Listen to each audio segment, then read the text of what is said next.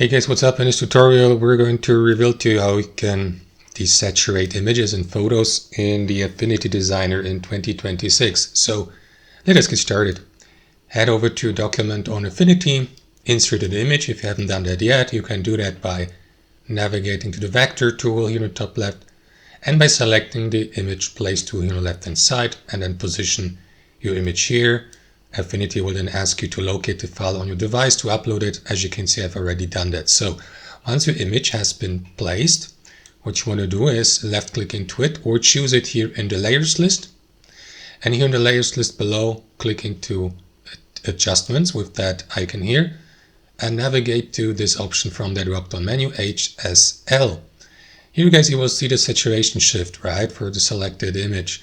You can use that slider. It will be set to 0% on default. So to desaturate it, move it to the left. And as you can see, guys, the colors have been changing. Their saturation, or have changed their saturation, as you can see.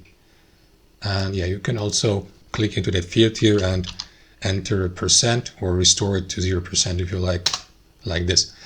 Or click into reset here in the top right. That's another option.